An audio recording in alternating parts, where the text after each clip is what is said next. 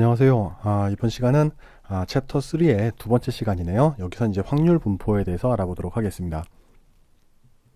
자, 확률 분포에는요, 일단은 이산 확률 분포랑 연속 확률 분포, 그러니까 흩어져 있는 분포랑 연결이 되어 있는 분포 두 가지로 구분을 해볼 수 있는데, 일단은 이산 확률 분포부터 우리 학습해 보도록 하겠습니다.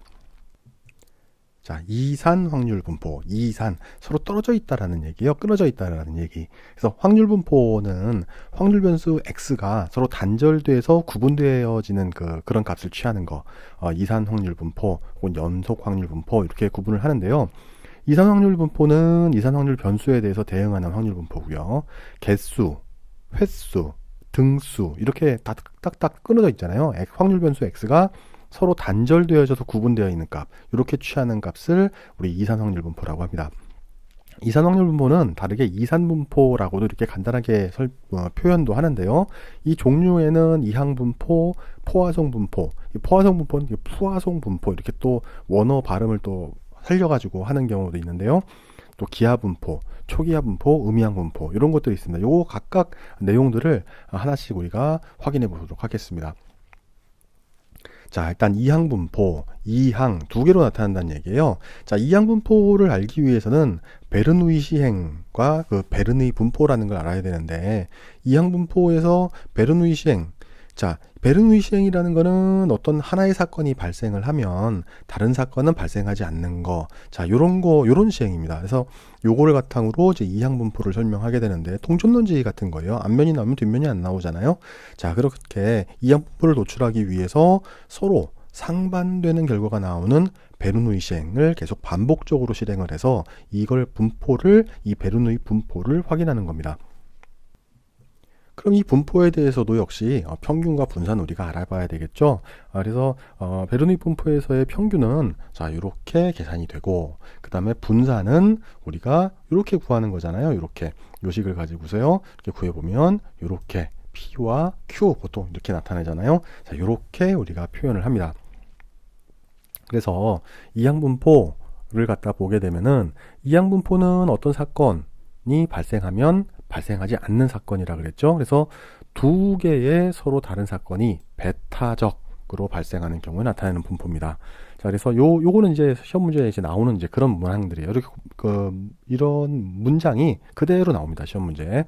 자, 그리고 시행 횟수 n이 충분히 커진다라면 좌우 대칭을 분포를 이뤄요. 자, 그러면서 이 정규 분포를 이용을 해가지고서 이항 분포의 확률을 근사치로 구해낼 수가 있습니다. 자, 그렇게 이 P에 해당하는 성공 확률, 그 다음에 n회의 베르누이 시행, 이렇게 한 이항 분포를 갖다가 이렇게 베르누이 시행의 B자를 따가지고서 이렇게 표현을 해요. 자, 이 이항 분포의 특징으로 보면은요, 실험은 n개의 동일한 시행, 똑같은 시행이고요. 각 시행의 결과는 서로 배타적이어야 됩니다. 자, 이 서로 다른 두 사건이 있어야 되는 거고요. 동전 던지기 같은 거죠. 성공할 확률을 P는 매 시행마다 다 똑같습니다. 동전 던지기 2분의 1, 2분의 1 다 똑같잖아요. 그래서 각 시행은 서로 독립적으로 구성이 되는, 자, 이런 특징을 가지고 있습니다. 요거 시험 문제에 한번 나왔습니다. 자, 그리고 이항 분포 값의 계산, 이항 분포에서는요, 우리가 이산 확률, 베르누이 시행할 때 평균 분산 배웠잖아요. 근데 이항 분포에서의 기대값은 n번 시행한다 그랬었잖아요. 그러니까 기대값에 해당하는 거 np가 되고요. 분산값은 원래 p의 q였었잖아요. q 일어나지 않을 p 확률에 대한 반대에 해당하는 거 여사건이요. 그거 npq 이렇게 표현합니다. q가 1-p예요. 그 다음에 확률 함수 같은 경우에를 보면은요, 이거는 r 팩토리알 곱하기 n-r에 해당하는 팩토리알 분의 1 곱하기 P의 R승, Q에 해당하는 n-R승. 자, 이렇게 구하는데, 보통 여러분들 요거 시험 문제 나오거든요. 여러분들이 계산 과정을 갖다가 직접 여러분들이 해야 되기 때문에 여러분들이 외워 놓으시기 바랍니다. Z값은 우리가 곧 나오게 될 건데, Z값, 표준화하는 값, 요 공식이거든요. 요거는 요렇게 표현이 됩니다. 그래서 요것도 여러분들 외워 놓으셔야 돼요. 요 공식도. 자, 그럼 우리 예제를 가지고서 한번 알아볼게요. 동전을 3번 던집니다. 3번. 앞면이 나오는 횟수를 x라고 했을 때 확률 변수는 y는 x-1에 해당하는 제곱에 해당하는 요거의 기대값을 구해보래요. 자, 요 기대값 우리가 어떻게 구해야 됩니까? 자, 그럼 한번 계산을 한번 해볼까요? 자, 우리 확률 변수 y는 뭐라 그랬습니까? 주어진 게 x-1, 여기에 제곱이라고 주어졌어요. 근데 구하는 문제는 우리가 기대값을 갖다 구하는 거죠. 자, 기대값을 구해야 되니까 요거죠. 요거는 다시 쓰면 어떻게 돼요? 2에 해당하는 x-1. 자, 요거의 제곱이죠. 자, 제곱 전체에 해당하는 요거의 기대값. 자, 요걸 갖다 구해주면 돼요. 자, 그럼 요거 갖다 풀어주면요. 어떻게 되냐면, 우리 요 공식 그대로 적용을 해서 2의 x제곱에 마이너스 2 곱하기 2의 x. 그리고 플러스 1. 자, 이렇게 풀어줄 수가 있단 말이에요.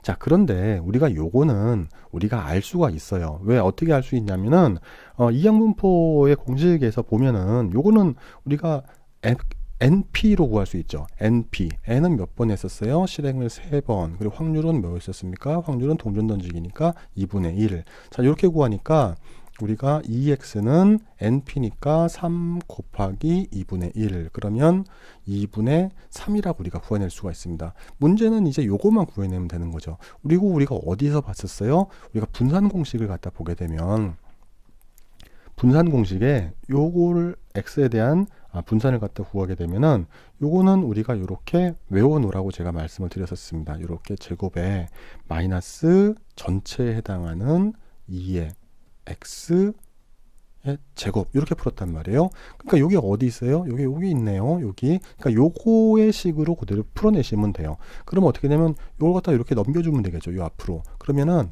다시 한번 써볼게요.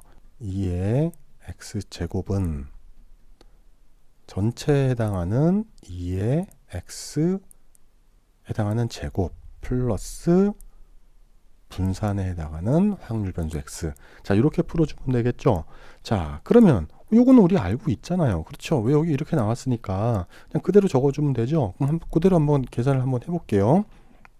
분산이라는 건 우리 MPQ 알고 있잖아요. 그치, 그거 대입하면 되니까. 그러니까 우리 2분의 3에 해당하는 제곱 플러스 분산에 해당하는 거 NPQ잖아요. NPQ. 그러니까 N이 뭐였었어요? 3 곱하기 P가 2분의 1.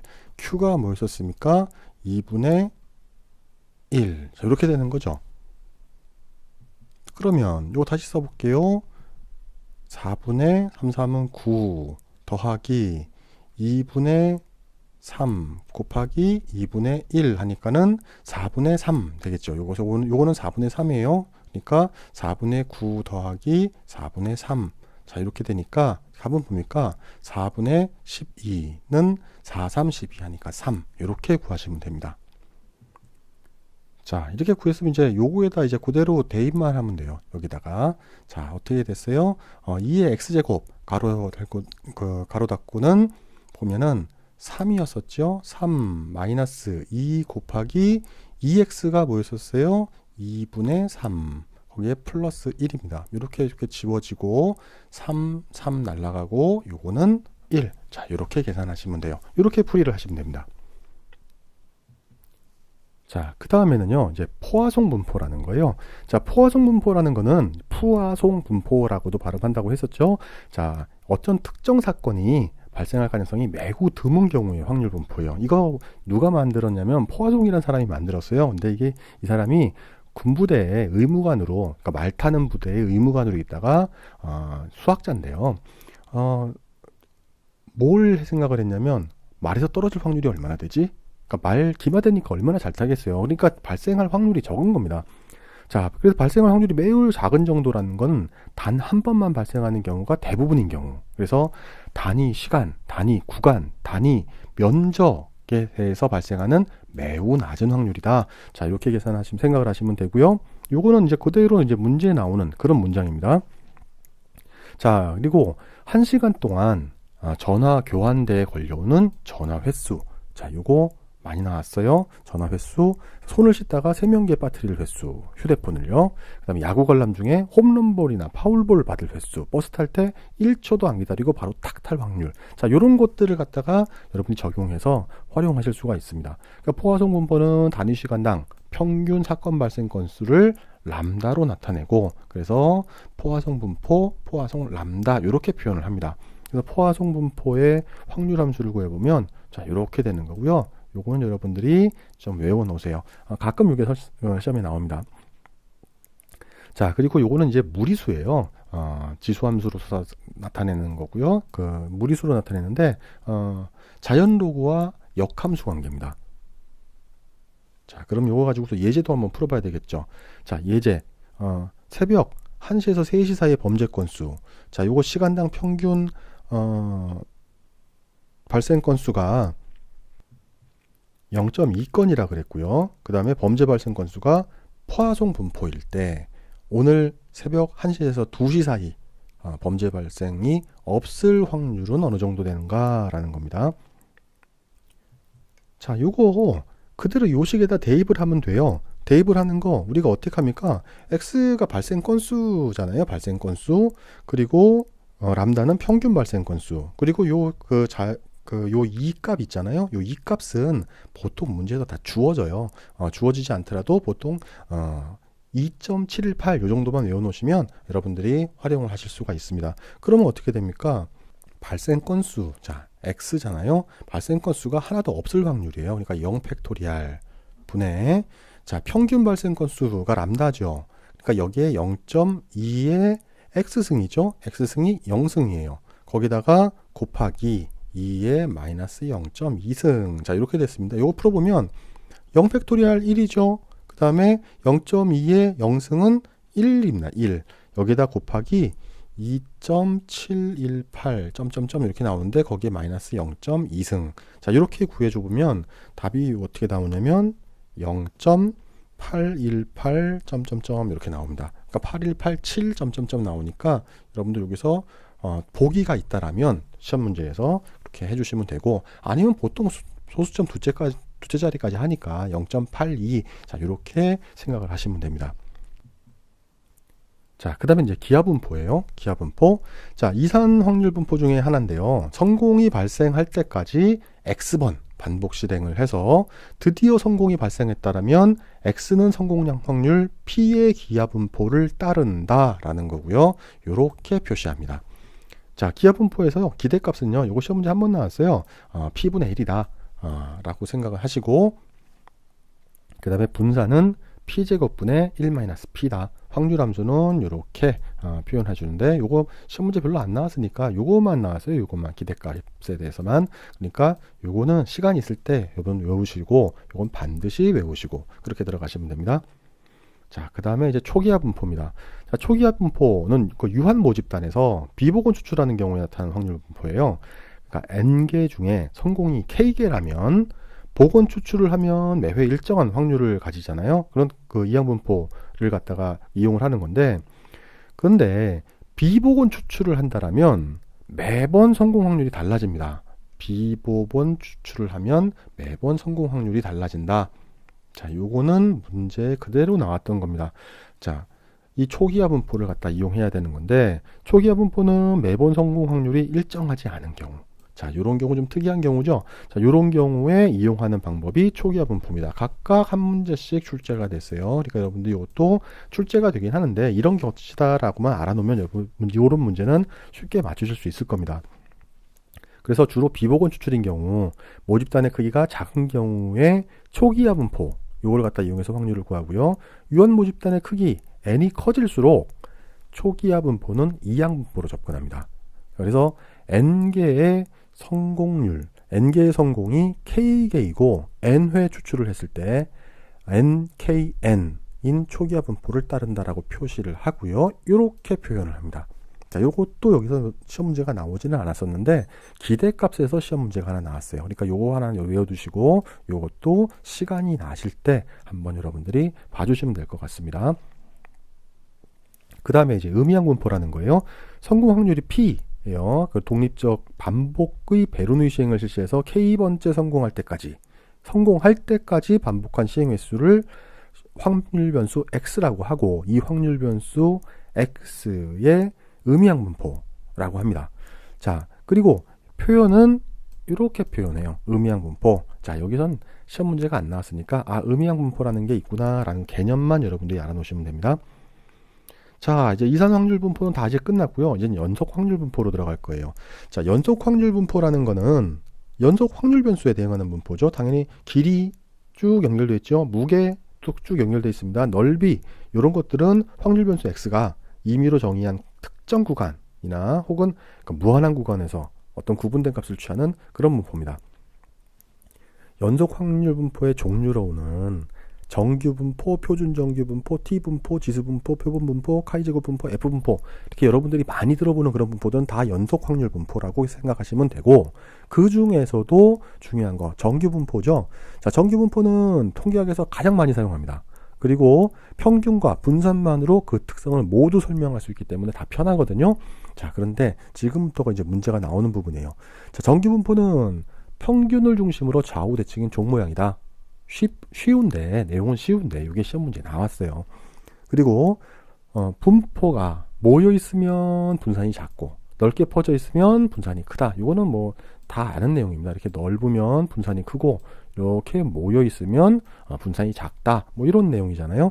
그리고 정규 분포의 모수는 평균과 분산 단 두 개뿐입니다. 그리고 분포의 모양은 평균과 분산에 의해서만 결정이 되고요.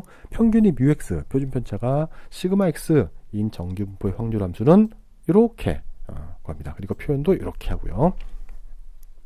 자, 이렇게 알아놓고 정규 분포의 성질을 한번 봐야 되겠죠. 이 성질도 문제가 가끔 나오는데, 자, 보면은 x는 뮤에서 평균값이죠. 평균값에서 좌우 대칭이다. 자, 이렇게 돼 있으면 여기가 평균값이라는 겁니다. 좌우 대칭이라는 거. 그리고 곡선과 x축 사이의 넓이, 곡선과 x축 사이의 이 전체의 넓이가 1입니다. 1. 그리고 요게 또 많이 출제됐죠. 정규 분포 곡선에서는 평균, 중위수, 최분수. 우리 지난 시간에 이 챕터 2에서 했던 거 요거 나왔었죠. 요건 다 똑같다라고 정규 분포 곡선에서는요. 그리고 정규 분포 곡선에서는 외도는 0, 그 다음에 첨도는 3, 외도는 0, 첨도는 3. 그거는 시험 문제에 좀 나오긴 했는데 이 정규 분포의 특징에서 이렇게 직접 물어보는 그런 문제로 나오지가 않았어요. 근데 다 기본적으로 알고 있는 문제니까. 그리고 정규 분포 평균과 표준 편차가 같다라면 정규 분포가 다 동일합니다. 이건 여러 가지의 집단을 갖다 비교를 했을 때 평균과 편차가 같다라면 다 동일하다는 얘기예요. 그리고 뮤 값이 일정하다면 곡선의 높이는 시그마와 반비례 관계입니다. 자, 이건 당연하겠죠. 시그마 값이 일정하다면 뮤 값 평균에 따라서 곡선의 대칭축이 이동을 하고요. 곡선의 모양은 표준 편차가 작아질수록, 표준 편차가 작다라는 것은 평균에 쏠려 있다는 얘기잖아요. 그러니까 평균 부근의 확률이 커지고 편차가 커질수록 가로축에 가깝게 평평해집니다. 이렇게 봉우리가 아래로 내려온다는 얘기죠. 정규 분포 곡선은 x축과 닿지 않기 때문에 마이너스 무한대에서 플러스 무한대 값을 가진다. 그리고 x가 뮤일 때 최대값은 루트 2파이 시그마 분의 1이고요. x값이 뮤에서 멀어질수록, 평균에서 멀어질수록 fx 값은 0으로 수렴하게 됩니다. 근데 0으로 수렴을 하는데 수평축 0과는 닿지를 않는다라는 거 여러분들이 기억해 놓으셔야 돼요. 그리고 정규 분포에서 x를 확률 변수로 하는 확률 밀도 함수 fx는 표준 편차 시그마에 의해서 모양이 다르게 나타나지만 위아래로 이렇게 나타나게 되지만 항상 곡선 아래의 면적은 1입니다. 그러니까 여기서도 1이고 요거요. 요것에서도 1이고 다 그렇다라는 얘기예요. 그리고 정규 분포에서 평균에서의 우측으로 표준 편차 시그마만큼 떨어진 면적은 전체의 34.13%다라는 거 여러분들 요 수치도 한번 여러분들 기억을 한번 해줘 보세요. 이 수치는 많이 나오진 않고 한 번 내지 두 번 정도 나왔어요. 그래도 여러분들 요 하나 이런 정도는 특이한 숫자니까 하나 알아놓으면은 문제 푸시는데 시간이 많이 걸리겠죠. 적게 걸리겠죠. 그냥 바로 답을 체크를 할 수 있으니까요. 자, 그다음에 이제 표준 정규 분포예요. 표준 정규 분포. 자, 정규 분포를 표준화한 겁니다.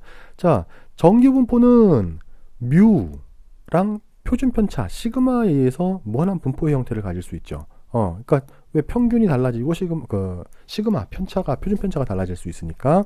근데 이거를 갖다가 서로 다른 개념이라면 비교가 힘들단 말이에요. 그래서 비교를 하기 위해서 표준화 수치를 갖다 기준으로 한 거예요. 그래서 어떻게 표준화했냐면 평균이 0, 표준 편차 1. 분산이 1이라는 얘기랑 똑같은 거죠. 루트를 씌워도 똑같은 1이니까요. 자, 여러 가지 정규분포를 표준화한다 그랬어요. 자, 그 표준화라는 거, 정규분포에서 X축 자체가 확률 변수죠. 그러니까 다양한 조건, 다양한 실험에서 확률 변수가 다르게 나타나기 때문에 비교하는 게 불가능하잖아요. 그러니까 예를 들어서 영어 성적이 80점 나왔다, 수학 성적이 50점 나왔다. 자, 누가 공부 잘하는 거예요? 비교할 수 없잖아요. 그러니까 이걸 갖다가 비교할 수 있도록 표준화한다라는 얘기입니다. 자, 이렇게 평균과 표준 편차를 이용해서 객관화하는 거. 자, 이게 정규분포의 표준화다. 자, 각각의 확률 변수 x에서 평균을 뺀 다음에 이것을 표준 편차로 나눠주는 거. 재배열한다. 라는 게 그 개념이에요. 그러니까 요거죠. 각각에 해당하는 확률 변수 x에서 평균을 뺀 다음에 요거 표준 편차로 나눠주는 거. 자, 요렇게 요 공식은 여러분 무조건 외우고 계셔야 돼요. 요거 모르면 그냥 요 시험 관계 없다고 생각하시면 됩니다. 자, 그래서 정규분포를 구성하는 확률 변수 x에 대해서 특정 구간 a, b의 확률을 구한다라면 적분을 통해서 계산하게 되는데, 이런 거 여러분 적분을 계산할 필요는 없어요. 여러분들이 이건 개념적인 내용들이니까. 그리고 시험 문제 나오진 않았어요. 시험 문제 나오는 건 어디요? 요거. 근데 요거를 물어보진 않습니다. 반드시 요걸 활용하는 문제가 나와요. 자, 그 다음에 이제 우리가 알아야 될 게 t분포라는 거예요. t분포. 자, 표본의 개수가 충분하다라면 그냥 정규분포 이용하시면 돼요. 근데 충분하지 않다라면, 자, 표본의 개수가 30개를 넘지 않는다라는 얘기예요. 자, 그런 경우에는 t분포를 사용해야 됩니다. 그럼 이제 또 질문하시는 분들이 있어요. 30개 넘어도 t분포 이용하던데요. SPSS에서는요. t분포를 해서 자유도가 높아지면 표본의 개수가 많아지면 많아질수록 이게 정규분포로 근사하기 때문에 t분포를 이용해도 값이 차이가 크게 나지 않기 때문에 그렇습니다. 자, 그리고 t분포는 표본이 충분히 하지 않아서 정규분포를 유지 못할 가능성이 있거든요. 그렇기 때문에 모집단 자체는 표본이 충분하지 않아서 정규분포를 이루지 않을 수 있지만 표본에서는, 하지만 모집단은 정규분포를 이룬다라는 가정이 필요해요. 자, 그래서 t분포는 평균 0, 분산 1보다 큰 분포, 그 좌우가 대칭인 분포입니다. 자, t분포를 계산하기 위해서요, 이렇게 해요. 자, 아까는 x에서 빼고서 시그마로 나눴잖아요. 근데 이거는 루트 n분의 시그마, 루트 n분의 s. 자, 이거 표본에서 나온 거니까, 자, 요렇게 했고, 요거 표준 오차예요. 자, 표준 오차에 해당하는 거, 표준 편차에 해당하는 거 차이 있거든요. 그 차이, 제가 여기에 있는 i에서, i 동그라미 되어 있는 거 여기서 제가 따로 설명하고 있습니다. 그 동영상 한번 여러분들 시간 나실 때 한번 봐주세요. 어떤 개념인지 제가 잘 설명을 하고 있습니다. 그래서 t분포와 표준 정규분포 관계를 물어보시는 분들이 있는데, 이게 여기 있는 게 이게 z분포예요. 표준 정규분포. 근데 30개보다 적다라 그러면 이게 봉우리 끝이 이렇게 점점 내려옵니다. 이렇게 x축과 각각 맞닿아요. 근데 다만 이게 전체 넓이가 1이라 그랬었죠. 그렇기 때문에 제가 말씀드리는 게 뭐냐면, 자유도가 높아질수록, 그러니까 표본의 개수가 많아질수록 정규분포에 가까워진다라는 거 여러분들이 기억하고 계셔야 돼요. 자, 그 다음에 이제 지수분포라는 거 해야 되는데, 지수분포도 역시 연속확률분포의 한 종류입니다. 사건이 서로 독립적이면서 일정 시간 동안 발생하는 사건이 람다 하니까 포화성분포잖아요. 포화성분포를 따른다라면 한 사건이 발생을 하고 다음 사건이 발생할 때까지 대기시간이 평균 람다분의 1이라는 지수분포를 따르게 됩니다. 자, 그런 개념을 여러분들은 익혀두시고요.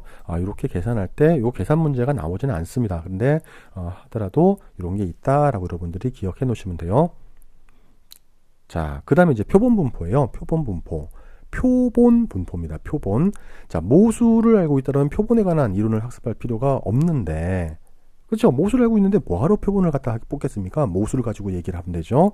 자, 우리는 모수를 모르기 때문에 알기 위해서 표본을 추출한단 말이에요.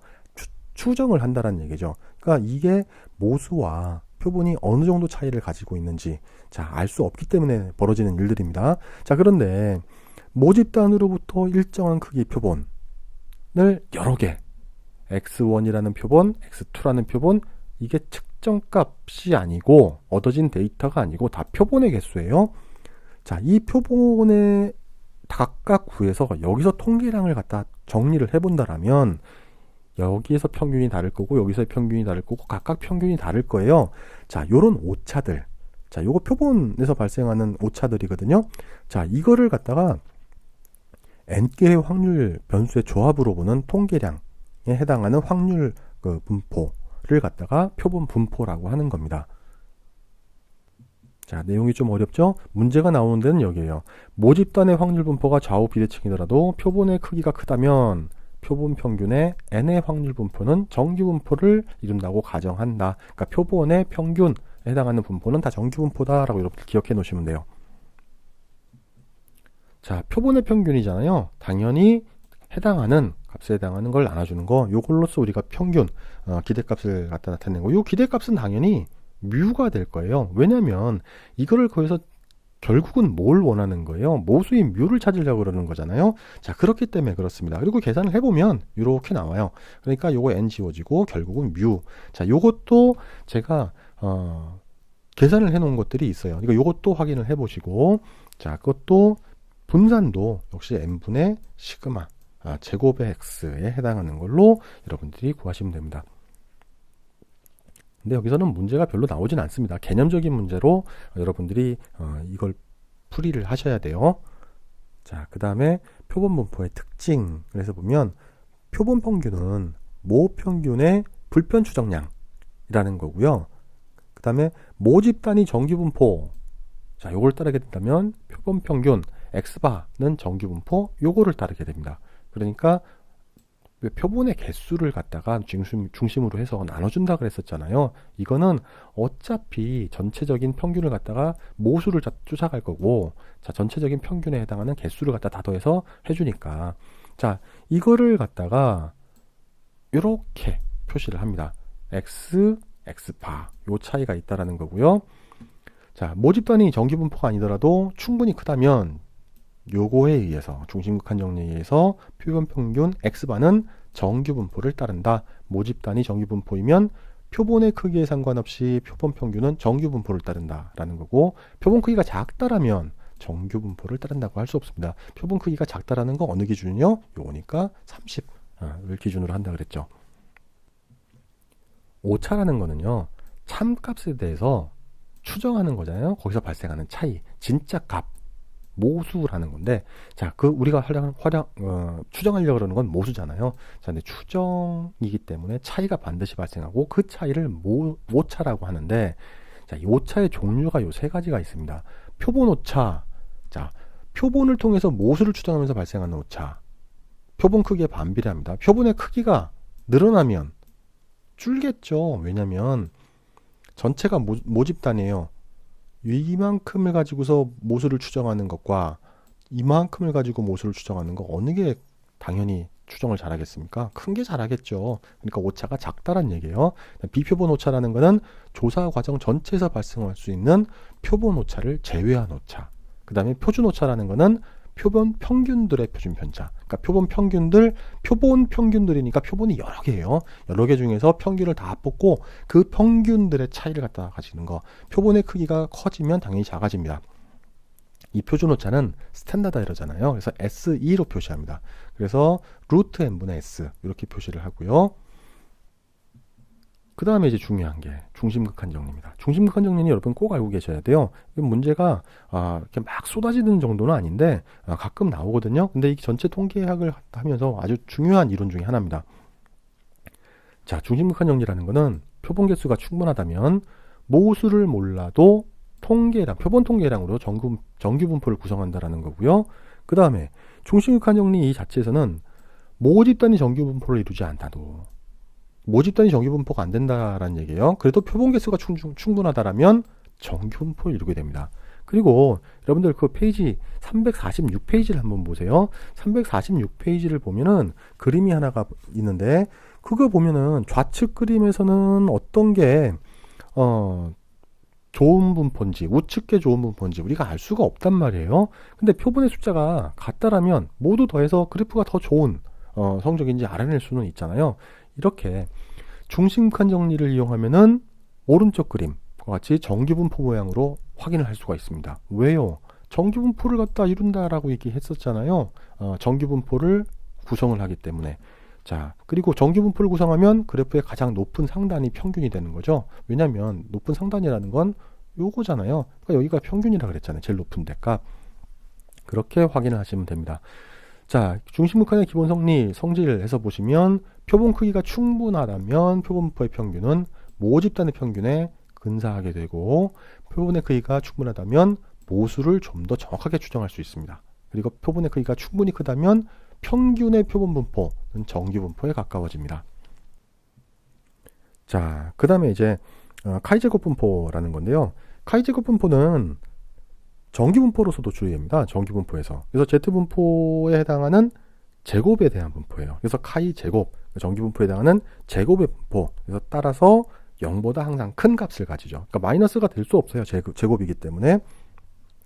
확률 변수가 x1, x2, x3에서 xn까지 표준 정규분포면서 독립이라면은 제곱을 하면 이 제곱은 새로운 확률 변수를 갖다 구성을 하게 되는데, 이 분포를 자유도가 n인 카이 제곱 분포라고 합니다. 확률 변수 i가 1부터 n까지 갔을 때 제곱을 해서 나타내는 분포고, 표준 정규 분포를 따르는 확률 변수의 제곱은 이렇게 카이 제곱 분포를 따른다라고 할 수 있습니다. 근데 자유도가 이 카이 제곱 분포라 하더라도 자유도가 30을 넘어가면요, 정규 분포 곡선에 근사해서 좌우 대칭이 됩니다. 원래는 카이 제곱 분포는 여러분들 그 책 347페이지에 보시면 아시겠지만 이렇게 Y축에서부터 시작해서 이게 점점 이쪽 바깥으로 이렇게 나와요. 자유도가 올라갈수록. 그러니까 표본의 개수가 클수록 나온다라는 얘기입니다. 자, 이렇게 되는 걸 보실 수가 있고요. 카이 제곱 분포의 특징을 보면 오른쪽으로 기울어졌습니다. 분포는 왼쪽으로 치우쳐 있으면서 오른쪽으로 긴 꼬리를 갖는 거. 그 다음에 카이 제곱 분포는 자유도에 의해서 결정이 된다 라는 거고, 자유도가 커질수록 정규 분포에 근사하게 되고, 자유도가 K라면은 기대값 EX는 K가 되고요. 자유도가 K면 분산은 EK. 자, 이렇게 되는 거. 여러분들 요거는 꼭 알아놓으셔야 돼요. 여기 숫자 이렇게 적어 놓은 것들은 제가 이 페이지에서는요. 그 다음에 자유도가 3부터 크잖아요. 그러면 이거는 단봉 형태가 나타납니다. 그러니까 한쪽으로 쏠리는 게 아니라 봉우리 형태가 나타나는 곡선이 된다는 거고요. 그 다음에 카이 제곱 분포는 어디에 쓰이냐면 모분산의 추정에 쓰여요. 그래서 개수값이나 그 개수값에 대한 해석을 할 때 사용이 되는 거고, V1, 그러니까 이거는 이제 분산이죠. V1, V2가 서로 독립이면서 각각의 자유도가 K1, K2인 카이 제곱 분포를 따르면 V 플러스 V2는 자유도가 K1 플러스 K2. 자, 이렇게 카이 제곱 분포를 따른다라고 할 수가 있습니다. 요것도 시험 문제에 한번 나왔네요. 자, 그 다음에 이제 카이 제곱이랑 정규 분포는 어떤 관계를 가지고 있느냐. 자, 정규 분포, 카이 제곱 분포죠. 자, 요거는 자유도 1의 카이 제곱 분포를 따르고요. 정규 분포의 제곱이라는 얘기입니다. 정규 분포 제곱에 해당하는 거 두 개죠. 자유도 2의 카이 제곱 분포를 따르고요. 요거 여러 개 있으면요, 자유도가 n개인 카이 제곱 분포를 따릅니다. 카이 제곱 분포는 0에 가까울수록, 원점에 가까울수록 분포의 밀도가 증가하고요. 멀어질수록 감소하게 됩니다. 여기서는 아직 시험 문제가 나온 적이 없네요. 자, 이제 그 다음에 이제 하나를 또 볼까요? 자, 그다음 이제 F 분포예요. 자, 카이 제곱 분포는 우리 그 한 개에 대해서 했잖아요. 근데 F 분포는 두 개의 분선에 관한 추론입니다. 그래서 요거는 F, V1, V2 이렇게 표시하는데, V1, V2는요 각각의 카이 제곱에 대한 분산을 갖다 의미하는 거예요. 카이 제곱 분산이 두 개라는 얘기죠. 그러니까 해당하는 분산이 이렇게 각각에 해당하는 분산을 갖다가 이렇게 표시를 해줍니다. 그러니까 V1은 n-1분의 S1에 해당하는 표준 편차를 갖다 나누는 거고요. V2는 n-1의 S2. 이렇게 다른 거죠. 그러니까 두 집단의 분산, 동일선 검정과 회귀 모형에 대한 유의선 검정에 주로 사용이 됩니다. 요거는 시험 문제에 많이 나왔어요. 그러니까 한 3번 정도 나왔다고 보시면 됩니다. 자, 이렇게 우리 분포에 대해서, 확률 분포에 대해서 알아봤는데요. 여러 가지 분포들이 많이 있죠. 그래서 시간이 좀 많이 걸렸습니다. 그래도 여러분들 요거는 이제 어떤 분포들이 있는지 여러분들이 그 이해하는 걸 위주로 해서 많이 나오는 시험 문제 많이 나오는 부분 제가 알려드렸으니까 그 부분을 확인해 보시고, 또 책에 보면은 잘 나오는 부분 어디 시험 문제가 딱딱 나오는지 제가 체크를 다 해놨으니까 그 부분을 갖다 여러분들이 확인하시면 문제 없이 시험 문제를 다 푸실 수 있을 겁니다. 자, 오늘도 수고하셨습니다.